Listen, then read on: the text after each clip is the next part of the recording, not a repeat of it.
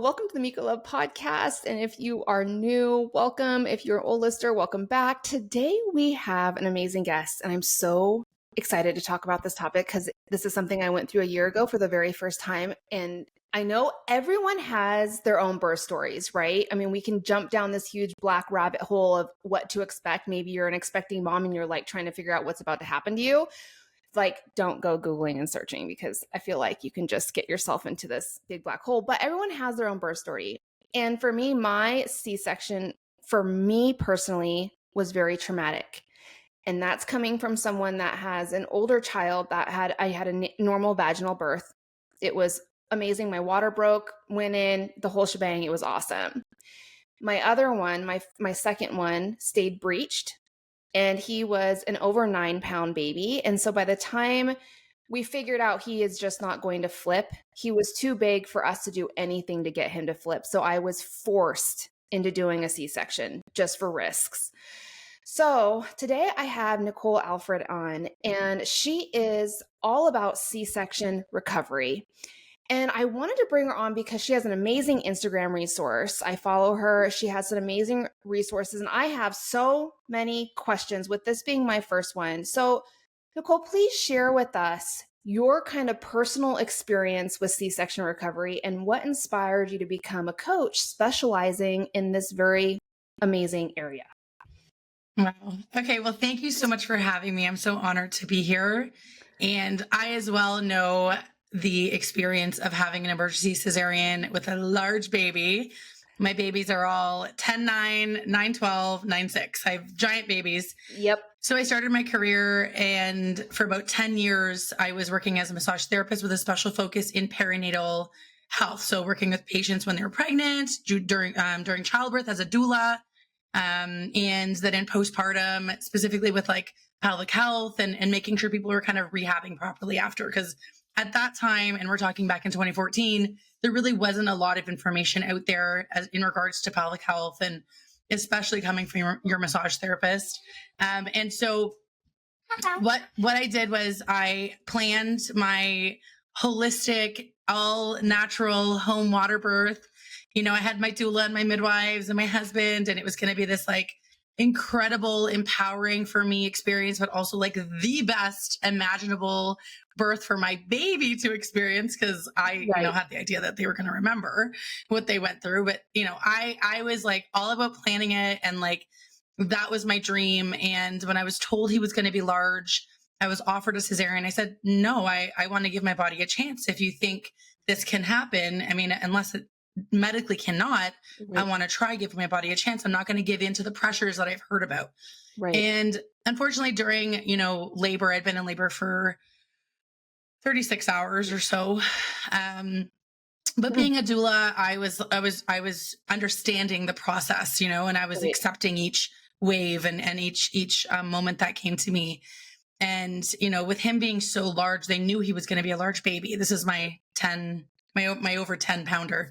Okay. And so what ended up happening was they allowed me to officially, dilate and try pushing. And he just wasn't coming out. His head was too big. But if you would have told me that from the beginning, but the head size, then that would have been a different story. And so I ended up, going into the cesarean. It wasn't as much as an emergency, like rushing in and, everyone's freaking out. It was like, he's not coming. He's calm. He's okay. The OB that I had to consult with before was on call. I said, I don't want her.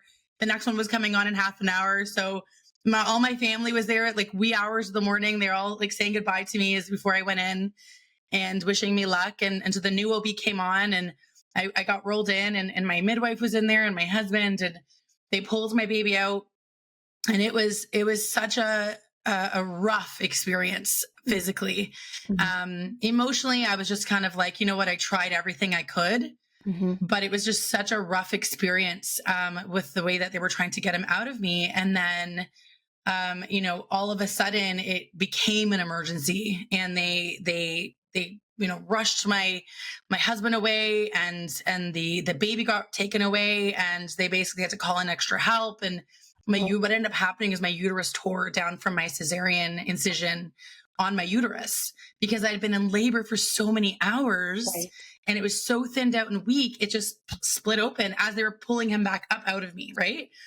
So I got to see my baby for literally seconds before this. It all feels slow when you're going through it, but it was literally seconds. And I remember just telling the anesthesiologist, like, I understand medical terminology. I know what's going on here. Like, I can't be here. Put me under. Like, and he was like, yeah, I'm doing that anyways, right? Yeah. So he put me under and I wake up and I was just like in shock. I was like, what the hell happened to me? Everyone looked like scared. Yeah.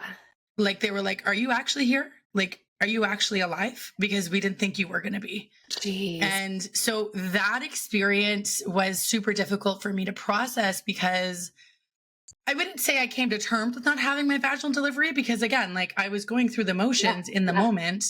So I was grieving not having my vaginal delivery, but also I was just like trying to piece together what actually happened to me, which I hear is very common for people because I have a lot of clients that are trying to build their birth story and they're like, I don't know what happened. Yeah. I don't know how I got here. Everything was great. And then how did I get here? Right. And just trying to piece that together and understand and like, so that, because you can't go through something and then say, okay, get over it or accept it if you don't know what you actually went through. Right. And so I went through that and it took a couple of years for me to actually really process. But I think the most difficult aspect of C-section recovery was because I was a health practitioner. I was all about empowering people with information. I had a huge network of all different types of practitioners in my community where I worked, thinking that I would be able to rely on somebody to give me the information I needed to feel like whole again, to feel normal. And instead it was a lot of, I don't knows, right? Or people trying to help, but they don't actually understand what I went through. So I didn't feel like I was heard a lot of times talking to doctors or, different practitioners, physios, massage therapists, chiropractors, whatever. Right. So, I'd go for treatments to get my body worked on because obviously as a massage therapist, that's important. But when I get home, I would just go back to focusing only on my baby. And that's not uncommon with people, with women who've experienced trauma, especially with childbirth, is that you just like focus only on your baby. And when it's your first time too, and you don't know how to kind of balance life and baby and health and all of that stuff. Right. And I remember going back to work a few months after postpartum. And I remember feeling like a fraud because I would always tell my patients, like, take care of yourself, put yourself first. And I was just like, I don't know how to do this. And I don't even know what to focus on because I don't want to be more broken than I already felt. And so over the years, I basically pieced together, trying on clients, trying on myself. I pieced together a program that I eventually did with my second baby, which was a planned cesarean. Because with a uterus tear, you cannot ever go into labor again. Okay. Which I had to mourn that as well. And then with my third, which was last October, 2023, I had the easiest recovery. And it was almost like I didn't even have surgery. Wow. Because I was so well planned out for postpartum and prepping my body and my mind going into it. I remember I had to keep rechecking myself to say like, Nicole, you're only a week postpartum. You're only 2 weeks postpartum, because I actually had support this time. My mom was able to come. It wasn't COVID. She wasn't working at the time where she had to fly back home to the US. And I had the support from her, but I also had a plan knowing exactly what I needed to focus on within minutes of giving birth and being enrolled into the postpartum ward. So what I've done is I've created this system, this program online to help women who have been through what I've been through. Because, you'll talk to women who've had cesarean and they're like, oh yeah, fine. Some are minimizing. Some actually do feel okay. But the reality is that the scar tissue from a cesarean incision in your body is not just one layer. It's multiple layers. And those layers will heal, but they also can stick together like a bunch of pieces of paper stuck together. And that might not affect you right now. It might not even affect you in 2 years. It might affect you down the road. Right. I've worked with women that are, 30 years post C-section having bladder issues, and their pelvic floor physio says, go see Nicole, get your scar tissue worked on, get that range of motion back in the tissue around your scar and in your body and in your pelvis. And we got to retrain it. But sometimes at that point, like I said, you already have bladder issues, sometimes lower back issues. And so there's so much prevention that doing proper rehab early on can play in your health as a woman from a pelvic health perspective, but also a whole body perspective. And then emotionally, I mean, we never get over anything, right? We store it in our bodies in some way or another. Mm-hmm. And so I'm all about, let's work through this. Let's learn to accept the changes to your body. Let's learn to accept the birth experience that you've had. None of it is your fault. Right. Right. And it's not about blaming anyone, but really it's about just accepting that it happened. And I was able to go through that process over the period of time that it took for me to mentally, emotionally recover and physically recover and say, like, I need to take this experience and help others. I always tell people, like, if I had my home water birth, I would be like a water birth expert online. Right. Yeah. Right. Yeah. Like that would be my jam. I'd be like shooting it from, shouting it from the rooftops. But something I also realized was that the natural birthing world is so strong right now in society in good and bad ways, right? Like, I love that we want to try to get back to the basics and not medicalize birth like it has been in the last 50 years, 100 years even. And also, I want there to be more of a realistic approach to it, to say, like, you don't have control sometimes over what is happening. And you don't need to be made to feel like crap after because it didn't happen that way. Right. Because childbirth is childbirth, no matter if you vaginally delivered or had a cesarean, belly birth or vaginal birth, all childbirth. Yeah. You're all having a baby, you're becoming a mom. And, for someone to say to you, well, at least you're healthy, at least the baby's healthy, that's all that matters. No, that's BS. See, I hated hearing that because I love how you say you had to grieve having that cesarean because so after I had my first one vaginally, I told everyone in the world, my husband, everyone, like, I can't wait to have this another vaginal birth, right? That's what I wanted to do. That was my plan. Like, I had my whole birth plan, like, written out, like, this is what I, So when they told me, Miko, this is not happening, I'm like, well, what do you, like, that's not an option. Like, what are some other options? Because that's not one of them. So we tried the really painful inversion technique really late in my pregnancy. Yeah. No one told me about chiropractic options.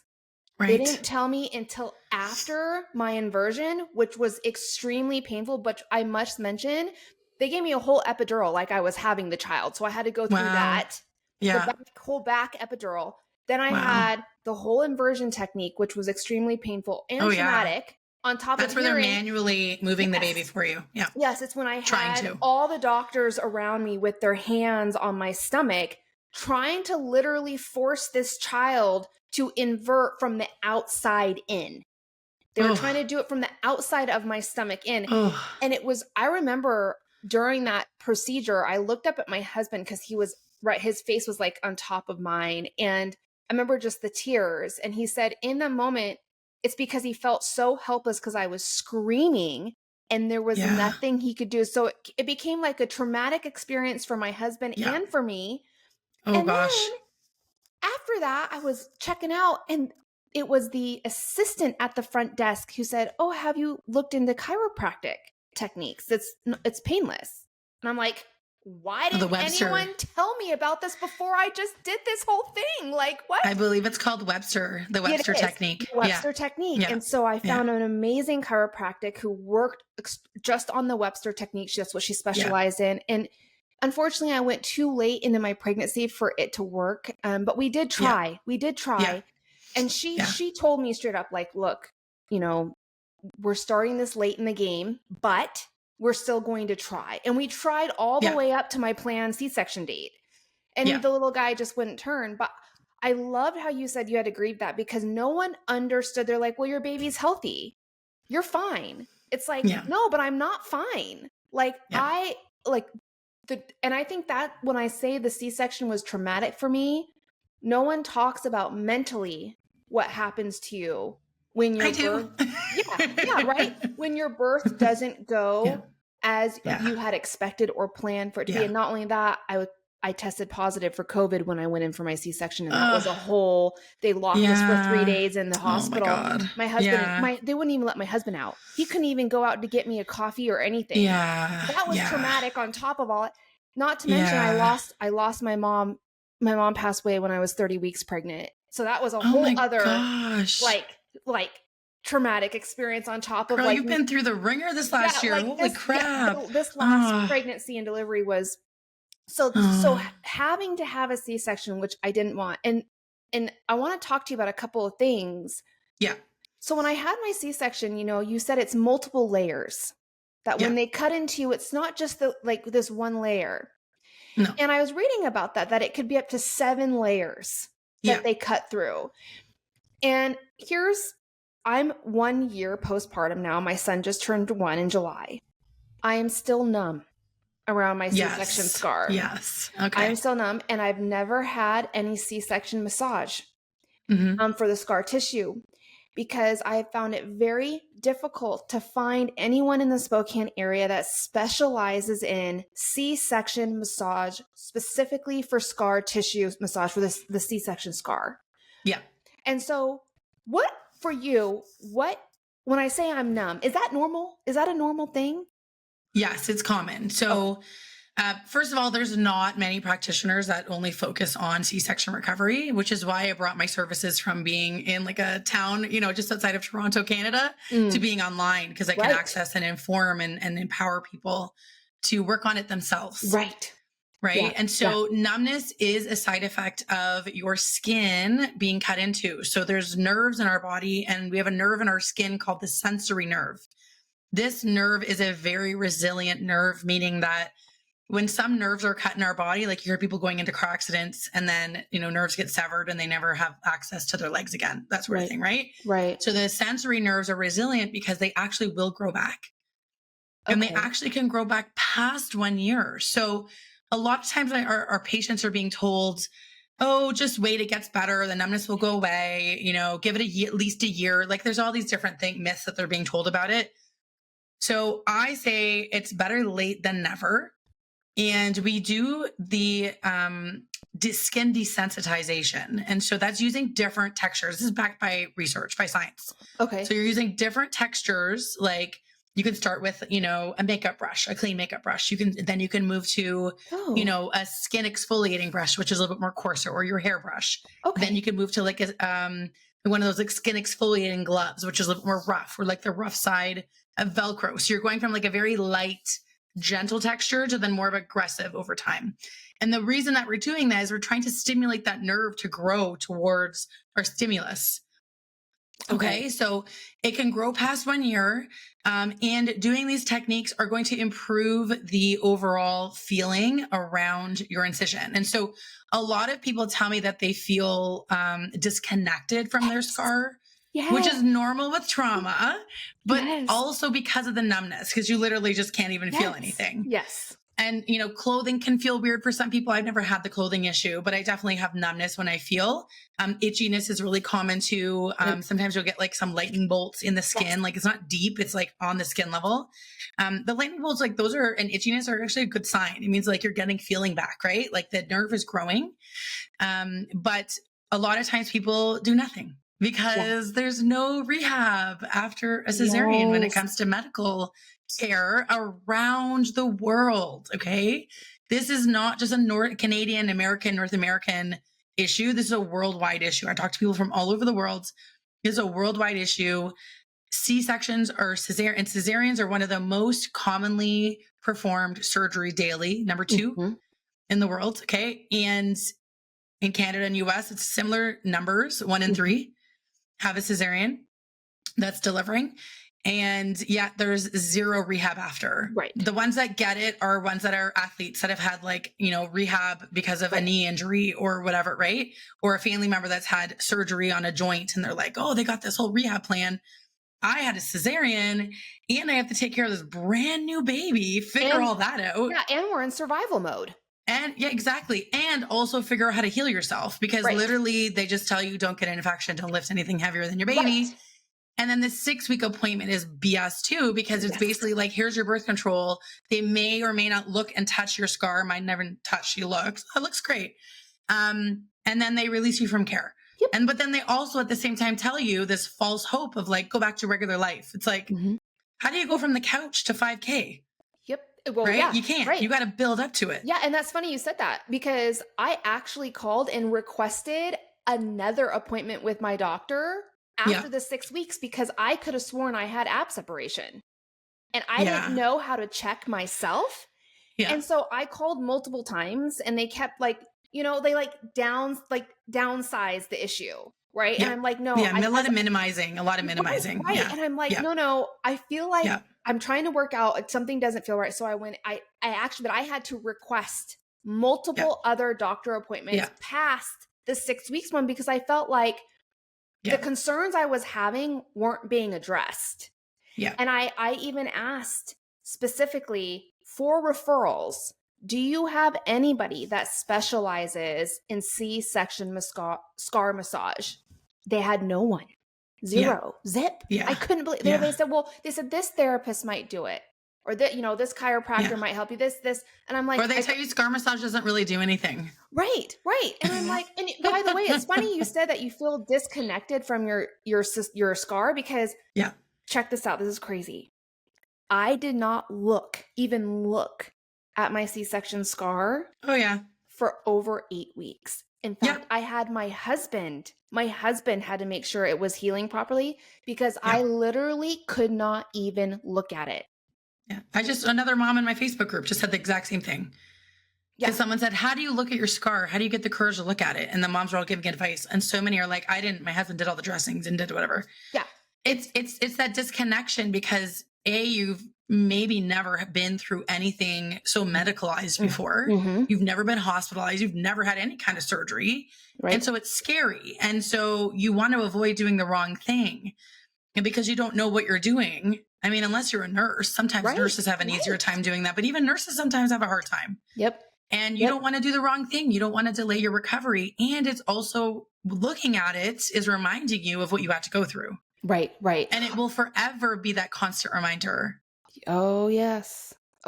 Even today, 1 year later, like, you know, it's summer now, like just even trying to get back into a bathing suit. I am like, I don't want to say I have like body dysmorphia, but I definitely have like a whole new look at my body and like, especially like that area. It's so belly shelf. Yes. That's another thing I'm dealing with. Like, okay, I weight train 3 days a week. I'm also training for my first marathon 4 days a week. I feel like I am like working on a 10, but I feel like I feel like right now in my mind, I'm just like coming to that realization that no matter what I do, I will always have this little pooch. Like in my mind, that's just like what I'm telling myself because I feel like everything I'm doing is not working and I work out hard and I eat right and I don't drink soda and I don't drink alcohol and you do all these things, right? So, I mean, the whole I think, thing. You know, the biggest problem there though, right, is that society puts this idea in our heads that we need to erase the fact that we've had babies. And if you were so much younger when you had your first, yes. Sure. Your body adapts quicker. 100%. Yes. You know what I mean? Like I had my first at 30, my last at 39, right? Right. It does make a big difference. However, society makes you feel like you're not worthy, you're not beautiful, you're not enough if you don't look a certain way. But the majority of new moms, if you go to the library time gathering circle thing, you know, with your baby, all look the same. And they're not looking like fitness models on Instagram. Right. And so I think a part of it is like, you know, going back to the diastasis recti, the ab separation, that is a normal part of pregnancy. Can you prevent it from getting worse while you're pregnant? Yes, you can definitely work your core through breath work in pregnancy and in a postpartum. That's a whole other separate issue with our healthcare system because in, you know, other countries, like in some countries in Europe, they actually make that a part of their postpartum care plan is seeing a pelvic floor physiotherapist, learning about, you know, activating your core, which is breath work. It's not sit-ups or planks or dead bug. That's right. It's literally alignment, rib cage, breath work. And so, you know, when we look at that and then we look at what we're comparing ourselves to, it's like, I remember talking to a therapist about this when I was going through my birth trauma recovery. And it was like, you mourn the body that you had. But I mean, like, don't you look back to when you were 20 and you were like, oh, I used to think this bad things about myself. And like, what was my problem? You know? But I think at the same time, it's like this fear of aging and changing in our society. And with childbirth, it's like your belly is so honored and celebrated while you're pregnant And as soon as that baby comes out, it's like you're chastised, and it's like you're not allowed to look like you just had a baby. When a mom or a woman who wants to so desperately be pregnant would kill just to have that, Oh, but we go through it and we're like, I never want to look like this even happened to me. And the cesarean scar is a reminder that we have been through something hard. And I know this from personal experience and from working with hundreds of women online, that when you learn to accept and process what you've been through, you don't look at that your body is a failure. You don't look at it as it not enough. You look at it as a powerful tool that helped to bring this baby earthside. You look at your scar, and one of my clients said it so beautifully, as like a window to life. so true. The open window for your baby to come through. I'll never be able to experience a vaginal delivery. And mourning that was really difficult for me, because as a doula, as someone working in the birthing world for so many years, I also really thought that that was the only way and the best way. I still, my perspective on it is still that if you can have a vaginal delivery, always go that way. Right. Because there's so many complications that happen from having major abdominal surgery. And that's the other thing, is that it's so downplayed as a surgery when it comes to recovery, but it's also downplayed as often as it's given to people. That should not be our primary route to deliver a baby. You should exercise all other areas first, because it is major, and the results can be life-changing and lifelong, because there's no support and there's no education in proper rehab. And so I truly believe, and this is why I do this work online, is that when you can process all those changes to your body and process your birth and learn how to properly rehab your body, no matter what stage you are in the perinatal journey, then you will have just better outcomes. You won't be dealing with chronic issues later on, and you'll be able to actually feel good about yourself again. Yeah. And feel good about your body. And I know for me, the last thing I wanted was my son hearing me talk about his birth story as traumatic and something that ruined me. And so coming to terms with it was so important to me, to be able to tell him what a beautiful miracle he was. And now he gets to see me help hundreds of people online and tell my story and hear their story and hear how well they've been able to transform, right? Because you're transforming from a woman to a mother.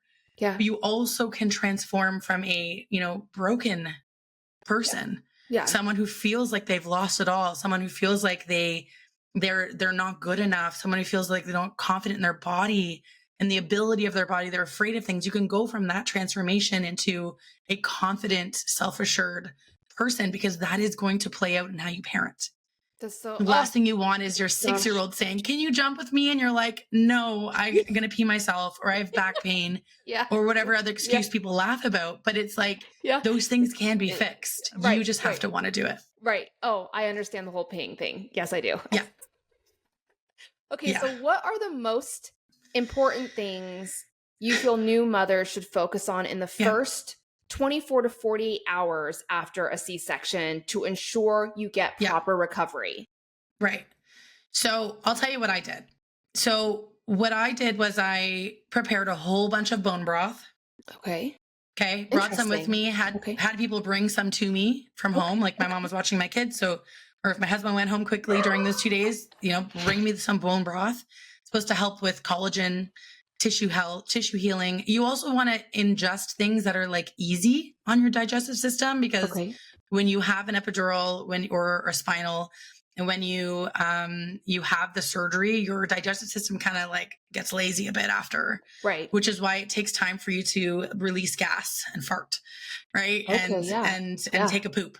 Right. And so something that I experienced with my first was months of constipation, and it was so painful. I could feel it moving in my stomach. It was the worst, because I had lost a lot of blood as well. So I was on a lot of iron supplement, and I was so constipated. I was like, this is worse than labor pains. I will never go through this again.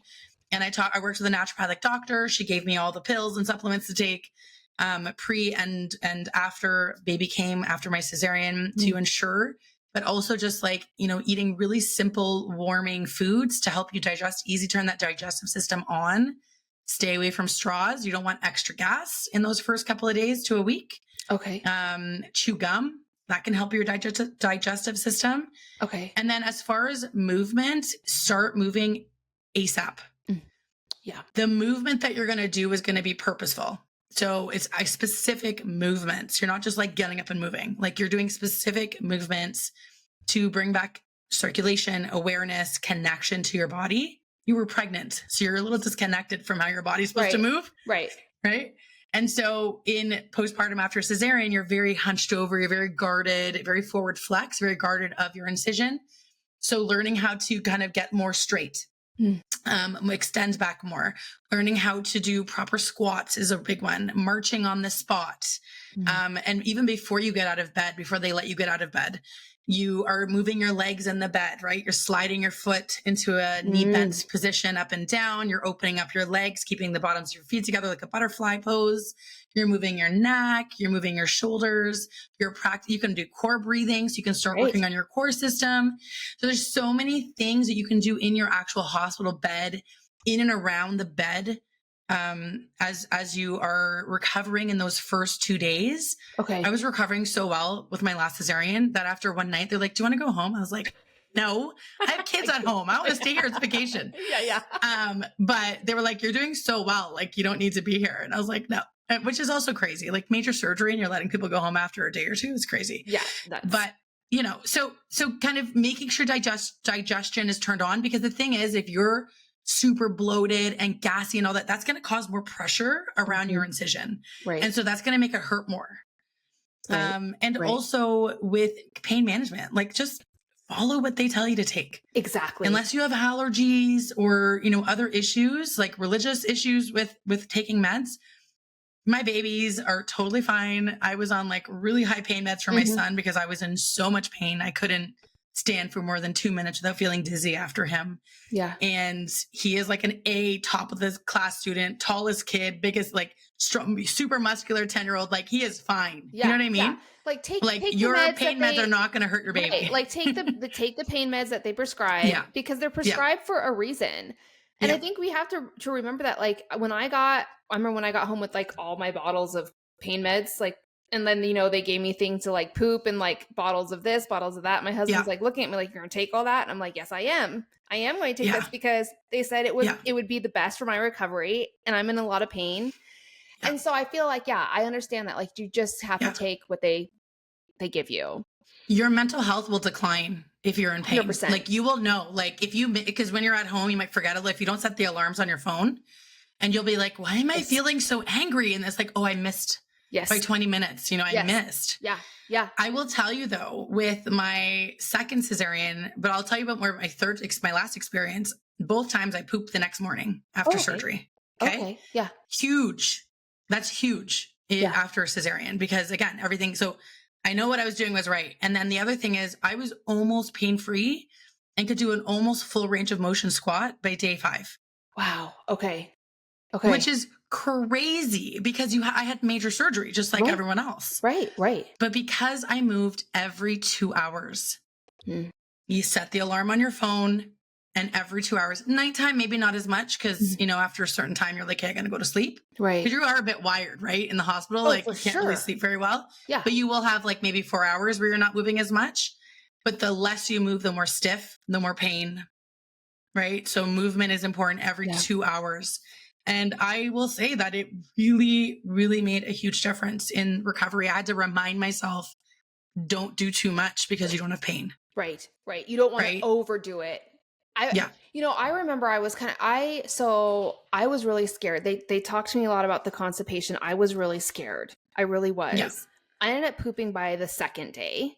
Oh, good. Which I was just like, oh my gosh, I'm so glad this happened, because they were telling me like what a horror story it was, right? Yes, but it can be. It really can be. And I've been there. I'm so lucky though. My OB did tell me, she goes, you are not going to feel like you want to walk. You're going to feel like you don't want to move, but do it. And I'm so glad she said that to me, because I did. Yeah. I was up, even if it was 5 steps, just lifting my head off the bed and just sitting up even. Oh yeah. I thought made a huge difference. So no, you're not like running around the room. Right. No. You're literally just like first step, and then sit down. Yep. And then you get up again and you walk to the end of the bed and then you come back. Yes. And then you go to the wall and then you come back. Yes. And then you go to the wall and maybe do 3 marches and go back, you know? Exactly. And your marches aren't even like full like 90-degree marches. You're like lifting your foot up off the floor like 2 centimeters the first time, right? So yes, it's a slow build over time. But I wasn't told anything after any of mine. I did it because I knew what to do. This is what I coach people on. But so if you're lucky, you have a nurse or a doctor who tells you those things. If you're lucky. Yeah. Right. Yeah, it doesn't happen very often. No. Or if you're lucky, you have an obstetrician that in postpartum really does a proper assessment on you. I mean, most people who have a cesarean, even if they tried pushing for hours, don't have vaginal exam after. Why? Oh my gosh. Why not? Yeah. Like, oh crap. Yeah, it takes you like 2 minutes. Yeah. Yeah. Okay. So for mothers who are about to have, and I know we have a lot of listeners. Last question I want to talk about. I probably will have a lot of listeners who are about to have their very first C-section. What advice would you give them about how to prepare both mentally, because it is a lot of mental too, and physically for the recovery process after having the C-section? Yeah. Well, something that I did that I actually just recorded my own meditation for is a birth prep meditation. And I did that with my second. And what it did was it really helped me to kind of stay in the moment of childbirth, because so much about cesarean prep is surgery. Right. Even your obstetrician, if you start talking to your obstetrician, you're like, okay, during my birth, I want to make sure I can do skin to skin. They're like, well, wait, you're having surgery, right? It's like, yes, and birth. Right? But to them, it's surgery. Right. And I experienced that. And I have a great obstetrician. I loved her. She was a beautiful woman, very nice, gentle woman, kind soul, but still, like, it's surgery. It is. And so helping you to stay in the mindset of birth, because you're giving birth. And the thing with a planned cesarean is like you're pregnant one moment and not the next. There's no process like labor over hours or days to bring you there. And so kind of getting into that creating your own ritual or your own routine of you preparing for childbirth is something you can do. So what I did was like a photo shoot with my husband at the beach. I sat with my kids and cuddled with them. I did some ball exercises to make my body feel more stretched out and limber. I took time to go through my bag again, make sure I have everything I need. Then I did some like dancing, like something you enjoy, right? So for me, it's dancing. I put on some music, did some dancing, and then kind of did a little bit of meditation and listened to a birth meditation that brought me through each stage of labor as it connects to your actual cesarean. So, active labor could be when they're, the numbness is taking over and they're like, doing the incision. The different stages of labor that happen and connecting it to you being like wheeled into the OR and hooked up to the IVs and hooked up to all of that. So to, again, bring you into the moment and take you away from the stress and fear of having major surgery, but that you're giving birth. Right. Another thing is having that conversation for you, including your partner in that, definitely your obstetrician, about what a gentle or family-centered or holistic cesarean looks like. What does the hospital allow? What is your OB comfortable with? I love when they talk me through what they're doing, because I like to know everything. Yeah. So I'm a little bit controlling in that way. Well, yeah, especially like if it's your body. Yeah. I'm like, can you tell me what you're doing right now? Like, what layer are you working on? I want to know. And my OB was like, you know what? I don't normally talk. I'm normally pretty quiet, but sure, I'll say what I can. Great. As long as you don't talk about your freaking golf game, like I'm happy, right? Yeah. And so she did that. And then, making sure she understood, like, it's really important for me to have delayed cord clamping, which is something they already do, but just say it, right? Also skin to skin, making sure that you feel skin to skin, because when I had my cesarean in 2014, a study came out of a Toronto hospital where they were trying to prove that, and they have, that skin to skin immediately postpartum after a cesarean can improve the chances of breastfeeding, improves the bonding, decreases the chances of getting postpartum depression with the mom, because your body regulates the baby's body. Right. And that is something, as you know, with vaginal delivery, they bring the baby straight to you as long as obviously everything's okay. Yes. They have a hard time doing it in an emergency situation because they don't know what is up with the baby, if they're okay or not. But in a planned cesarean, it's usually okay. Right. Again, unless there's something going on with the baby or you during that time medically. Right. Having that baby skin to skin, my last daughter breastfed as she was as they were sewing me up, which again, they say like C-section babies can be lazy because they're like in shock. Yeah. She started breastfeeding. Well, she wasn't really taking milk, but she started latching. Yeah. And just kind of allowing the natural parts, you know, I say quotation natural, parts of childbirth to occur during a cesarean. Okay. Try to mimic it as much as possible. Why not? Right? Like this is going to help you mentally, emotionally, and physiologically, most importantly. Right. And then having a plan for recovery, right? Like having food prepped, having a support system of people around you, or hiring people like postpartum doulas and night nannies or whatever it is that you can do. Having people come and physically help you with other children if you have, you know, to do the day-to-day tasks, hiring cleaning ladies, you know. Don't be afraid to put extra tasks on your partner. Yes. Like they don't want to see you suffer. Yeah. And they know you need to heal properly. So don't feel guilty if they're doing all the cooking and cleaning for over 6 weeks. Cause sometimes, you know what, it takes that long. Yeah. You know, and when you are ready, you will start to experiment and see what you are able to do. But don't just go thinking you're going to run back into anything, because that is not going to happen. This is major surgery and childbirth. So you're healing from surgery. You are also healing from being pregnant. Yeah. You know, you have a huge dinner plate size wound in your uterus from the placenta, and your tissue is also trying to close and heal up on all of those major 7 layers. So the last thing you want to do is compromise that tissue from healing, especially the outside skin one. And then now you're going down a path of having to deal with an infection or a reoccurring infection or drainage or another surgery or, you know, other things, complications that can happen with your wound not healing properly. Right. So, you know, one of the things for scar care, I would say, is like air it out as much as possible. You know, the hospitals in the US give these like wraps, which are supportive most of the time. In Canada, they don't.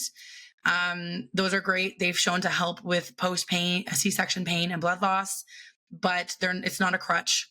Right. Not a crutch for you to be able to use that and do whatever you want around the house. Stay away from those ones you see on Amazon. They are too compressive. They put too much of a downward pressure on your pelvic floor. And you're not wearing this stuff 24/7. You have a C-section incision that needs to heal. So you want that exposed and aired out as much as possible. When you get up and you start going down the stairs or into the kitchen or walking around or going for walks, if you want to wear a support band, you can for support in that area, but you should not be using it thinking it's going to shrink your belly, shrink your waist, help you with your core all the time. I almost fell for that. I almost fell for it. They pay a lot of money to put direct ads at you. That's why. Oh my gosh. Yes. It was like a $500 band. Like, but they said that, you know, it's going to shrink your waist size by this much and doing all this. I'm like, really? Okay. And then I'm like, no. Some are great to help you like with outside support as you're healing internally to help with that diastasis recti. But you've had a cesarean, so you need to let that heal. Yeah. First and foremost. I didn't end up getting one because my friend ended up actually getting it. And she was like, I hate it. Yeah. She goes, no, I wore it once. I'm like, yeah, okay. See? Yeah. I had a support belt for my perinatal company that you can use while you're pregnant and in postpartum. Okay. The belts that I suggest are all the link in my bio on my Instagram. Okay. And that one I used while I was pregnant at the end stages when you're like super heavy. And I use in, you know, those first probably 6 weeks postpartum, and especially when I wanted to start going out for walks just to feel more support in my hips and pelvis because it's very weak, right? Right. And you go from like literally laying down and sitting all the time. So your body has to like regain its strength, and you can't do that artificially. It literally takes time, but it also takes repetition of practicing certain movements and exercises. So having a plan for how am I going to get back to my life that I was living? How am I going to get back to these activities? How am I going to process? Because a planned cesarean can be planned from the day before. Right. It could be planned from the week before. That's not very much time to process the fact that now you have to go have major surgery and that your first 6 weeks postpartum are not going to look the way you had planned the last 34 weeks. You know what I mean? So being able to process that too is another part, you know, and into the changes to your body. And like, I'm always reminded myself and others are always reminding me, like, I'm only 10 months postpartum. You're only a year postpartum. That's not very much time. No, it's not. But we put the pressure on ourselves to have to be X, Y, and Z because we the societal expectations, but expectations we put on ourselves. So giving yourself that compassion, allowing yourself to grieve, allowing yourself to process and just go through the moments, because the more you minimize and suppress, it's going to come out. It's going to come out eventually. And it's going to be when you least expect it. Right. Maybe and it's going to be embarrassing, because it happened to me getting tooth surgery. And I was like, I had a traumatic birth 2 years ago and now it's coming up. I don't know why. And I'm like bawling my eyes out. And the dentists are like, what the hell? Like, we don't know how to handle this, you know? But it comes up, you know, and it comes up with how you talk to yourself and the way you look at your body. And so it's really important that you process these things. And it might not be in the first year. It might be in the first 3 years. Right. It took me a long time because I didn't have the tools or the understanding or the support that I have now to understand what really needs to be done. Right. Okay. So where can people find you? One. Yeah. And what are some things that you would like to share on some things maybe that you have going on? Yeah, for sure. So, I mean, you could find me on Instagram. I am at C-section recovery coach. But I also offer my program, the C-section recovery method, and it's designed specifically for women recovering from a cesarean. It's a very comprehensive program that addresses not just the physical healing as we were talking about, but also the emotional and mental aspects of recovery. It's perfect for anyone looking to really regain their strength, reduce pain, and feel confident again in their body and feel more like themselves again after going through childbirth. I also offer some free resources too. I think you said you were going to link some stuff in the podcast. Yes, I'm going to put everything. If you're wanting to find Nicole, you're going to find everything, all of this stuff down in the show notes of the podcast episode for sure. Yes. So I have my belly shelf guide, and this helps you have a little bit more of an understanding and managing some post C-section issues when it comes to your belly, your core. It's just a great starting point. It's, it just gives you the understanding of like, because a lot of people look at their belly shelf and see fat or they see skin. And it's actually more, right? It's like posture, it's scar tissue, it's abdominal separation, it's core strength, it's so many, it's abdominal, like fascia, connective tissue issues. Like it's so more in depth than just looking at it from one perspective. That's why people say like diet and exercise, nothing's changing. It's like, well, we need a more comprehensive approach to it. So this is just my guide that I give you as a kind of to get you started and understanding what needs to be addressed. And then obviously if you need more support from there and you want to join the program, we do enroll people throughout the year into our program. Okay. Awesome. Well, thank you so much for coming on today's podcast. You're welcome. Like some of the stuff you said, I was just like, I'm getting teary eyed because oh my gosh, someone finally said it out loud and like, they understand where I'm coming from, because C-section is hard. Childbirth is hard. Being a mom is hard. Like it's all freaking hard. Right. But I feel like with all the hard, I feel like there's more resources out there for other things, outside of C-section. At least for me, I couldn't find everything postpartum online is vaginal delivery postpartum. Like it's not C-section. Anything. Yeah. Nothing. I had questions. I found no answers. Like I found nobody that could help me. A hospital, doctors, OBs. Like I'm like, I just want someone to massage my scar, like, and help me with the scar tissue. Like there's no what. Well, you can do it yourself. We can teach you to do it yourself, right? Yes. Which is so empowering, because one of my big things with scar massage is not just massaging the tissue and working through the adhesions and creating mobility. It's also working through the trauma. Yeah. So layer one really is addressing the fact that you have trauma in there, stored in there, those emotions stored in there. And so a lot of clients that I've had in person in my massage therapy practice, but also that work on their own scars, there's emotional releases that happen there. That's the sacred area of your body where you gave birth, and that a lot of people have fear of even going back into, because they know it's going to release those emotions. Right. Oh, yeah. So working on it and then kind of creating healing in that area and feeling in control actually brings emotional healing to you about what you've been through, because you're like, oh, I felt so out of control and I felt so disempowered before, but now I actually feel like I'm contributing to my body healing and not having chronic issues and being able to perform sports and all that better. I feel more in control now and I feel better about that area. And so I've brought peace to this area. And that's also what scar massage can do. Awesome. Okay. Well, thank you so much again for being on the podcast. And I hope everyone found this podcast episode helpful. If you want to find Nicole, make sure you check out the show notes of today's episode. Thank you so much. Thanks.